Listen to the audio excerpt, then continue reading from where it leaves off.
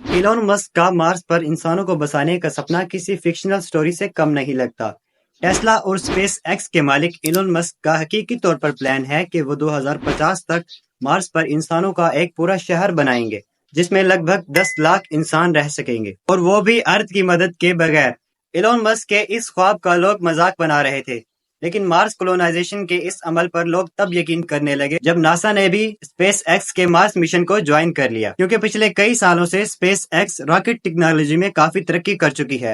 Space x rocket technology میں کم سے کم fuel استعمال کر کے راکٹ کو اسپیس تک پہنچانے میں ماہر ہے۔ مارس، جو کہ ارتھ سے 6 کروڑ 20 لاکھ کلومیٹر دور ہے، وہاں تک انسانوں کو پہنچانے کے لیے ایک خاص قسم کی اسٹارشپ تیار کی جا رہی ہے۔ مارس تک تو وہ انسانوں کو پہنچا دے گی، لیکن سوال یہ اٹھتا ہے کہ مارس پر انسانوں کی کالونی کیسے ممکن ہوگی؟ آخر ناسا اور ایلن مسک کے پاس ایسا کون سا پلان ہے کہ وہ اس ہری بھری زمین کو چھوڑ کر انسانوں کو مارس پر بسانا چاہتے ہیں؟ نہ ہی وہاں آکسیجن ہے، نہ ہی کھانے پینے کا سامان، اور نہ ہی -100 ڈگری سیلسیس میں سر چھپانے کی جگہ۔ جب وہاں کوئی فیسلٹی ہی نہیں ہے تو وہاں انسانوں کی کالونی بنانا کیسے ممکن ہوگا؟ ناظرین، پچھلی کئی صدیوں سے ہماری زمین پر جو ریسرچز ہو رہی تھی، افسوس کے ساتھ ان سب کے ریزلٹس نیگیٹو آئے ہیں۔ سائنسدانوں کا کہنا ہے کہ جب سے انسانوں نے فوسل فیولز کا استعمال شروع کیا ہے، تب سے زمین کا ٹمپریچر بڑھتا جا رہا ہے، اور ایک وقت ایسا آئے گا جب یہ ٹمپریچر اتنا بڑھ جائے گا کہ زمین پر کسی جاندار کا وجود ممکن نہیں ہوگا۔ ایک سروے کے مطابق ہر 10 سالوں میں زمین کا ایوریج ٹمپریچر 0.16 ڈگری سیلسیس تک بڑھ رہا ہے۔ اگر ایسے ہی چلتا رہا تو جن گرم علاقوں میں آج انسان بس رہے ہیں، آج سے 150 سالوں کے بعد وہاں انسانوں کا رہنا ناممکن ہوگا۔ اور تو اور فوسل فیولز کا استعمال ہماری اوزون لیئر کو بھی ڈیمیج کر رہا ہے۔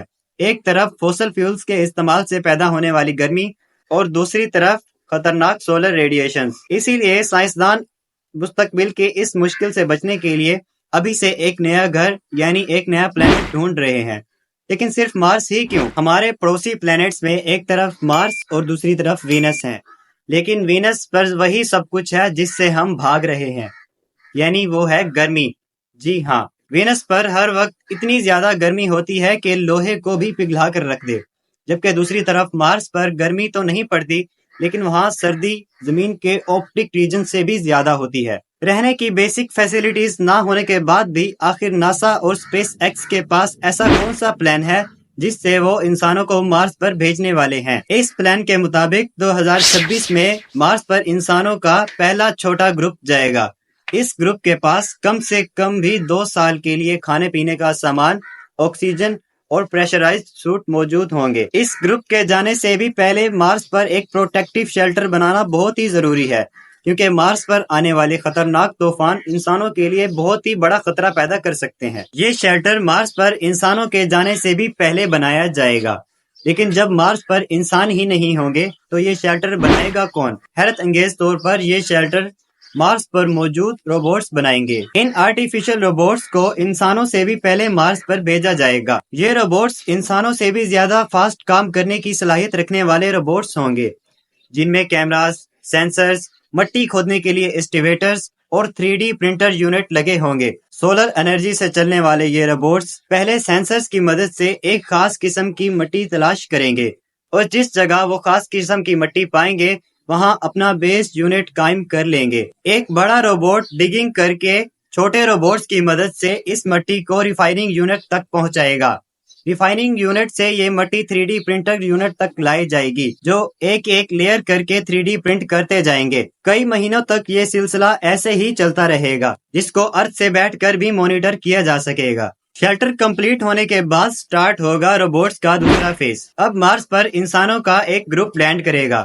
کیونکہ انسان یہاں پہلی بار لینڈ کر رہے ہوں گے تو ان کے پاس بہت سارا سامان ہوگا۔ مارس پر موجود روبوٹس انسانوں کا ویلکم کریں گے اور ان کا سامان اٹھا کر بیس یونٹ تک لے جائیں گے، اور بیس یونٹ کے شیلٹر کے اندر ان چھوٹے چھوٹے یونٹس کو رکھا جائے گا جو اپنے آپ ہی انفلیٹ ہو جائیں گے۔ کیونکہ مارس کا ایٹماسفیرک پریشر بہت ہی کم ہے تو وہاں انسان ان پریشرائزڈ یونٹس میں رہیں گے۔ ان پریشرائزڈ یونٹس میں ارتھ کی طرح آرٹیفیشل پریشر بنایا جائے گا۔ یہ سب یونٹس آپس میں جڑے ہوں گے اور ان کو انرجی دینے کے لیے ایک سولر فارم بنایا جائے گا۔ اگر کسی انسان کو یونٹ سے باہر جانا ہوگا तो एक स्पेशल गाड़ी आकर यूनिट के दरवाजे के साथ फिक्स हो जाएगी ताकि यूनिट के अंदर का प्रेशर लीक ना हो। अब बारी होगी मार्स पर एक ग्रीन हाउस बनाने की ताकि मार्स पर वेजिटेशन की जा सके। प्लान के मुताबिक मार्स पर सबसे पहले आलू और बीन्स लगाए जाएंगे और ग्रीन हाउस में पैदा होने वाले इन प्लांट्स में से एक ऐसी चीज निकलेगी जिसका मार्स पर होना बहुत ही जरूरी है, और वो है ऑक्सीजन। जी हाँ, लेकिन ये ऑक्सीजन इतनी ज्यादा नहीं होगी, इसीलिए मार्स पर जल्द अज जल्द ऑक्सीजन बनाने का बंदोबस्त भी किया जाएगा। हैरत अंगेज तौर पर मार्स रोवर ये एक्सपेरिमेंट पहले ही कर चुका है। एक स्पेशल डिवाइस जो कि सोलर एनर्जी से ऑपरेट होगी, वो मार्स के एटमॉस्फेरिक से कार्बन डाइऑक्साइड को लेकर उसमें से हीट और करंट पास करेगी, जिससे ऑक्सीजन कार्बन डाइऑक्साइड से अलग हो जाएगा और इस ऑक्सीजन को कलेक्ट कर लिया जाएगा। अब मार्स पर इंसान ऑक्सीजन भी बना सकेंगे। खाने पीने के लिए उनके पास 2 डिशेस ही सही, लेकिन खाना मौजूद होगा। और मार्स की जमीन के नीचे फ्रोजन वाटर मार्स रोवर पहले ही ढूंढ चुका है, तो उस बर्फ को पिघलाकर पानी भी बनाया जाएगा। 100 बातों की एक बात, अब मार्स पर मौजूद इंसान अर्थ की मदद के बगैर जिंदा भी रह सकेंगे और जरूरत पड़ने पर वापस भी आ सकेंगे। लेकिन क्या हमेशा ये सब ऐसे ही चलता रहेगा?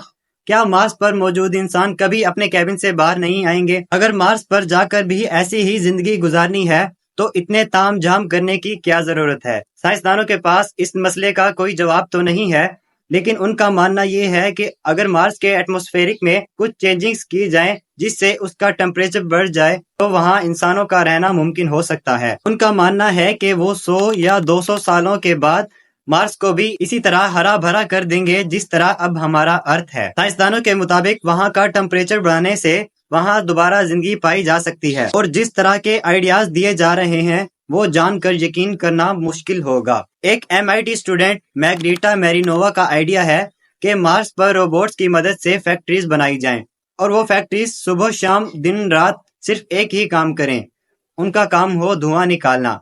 धुएं की वजह से मार्स में भी वही कुछ होगा जो अब हमारी अर्थ के साथ हो रहा है, यानी ग्लोबल वार्मिंग। दूसरी तरफ एलोन मस्क ने भी मार्स का टेम्परेचर बढ़ाने के लिए एक आइडिया दिया है, और वो ये है कि मार्स पर न्यूक्लियर वेपन्स फायर किए जाएंगे। उनका मानना ये है कि अगर मार्स पर 10,000 न्यूक्लियर वेपन्स फायर किए जाएं तो मार्स का टेम्परेचर बढ़ सकता है, जिसकी वजह से मार्स भी इंसानों के रहने के काबिल बन जाएगा। नाज़रीन, नासा और एलोन मस्क का अभी तक का प्लान यही है कि वो 2026 में इंसानों का पहला एक छोटा ग्रुप मार्स पर भेजेंगे, और फिर हर 2 साल के बाद जब मार्स और जमीन एक दूसरे के बहुत ही करीब आ जाते हैं तो वहां और इंसान भेजे जाएंगे। 2050 तक मार्स पर 10 लाख लोग ऐसे ही प्रेशराइज्ड कैबिन्स में रह रहे होंगे, और साथ ही साथ मार्स का टेम्परेचर बढ़ाने के लिए भी कोशिशें की जाएंगी। साइंसदानों का ख्याल ये है कि वो 100 या 200 सालों के बाद मार्स को भी अर्थ के जैसा हरा भरा प्लेनेट बनाने में कामयाब हो जाएंगे। आप लोगों के प्यार का बहुत ही शुक्रिया।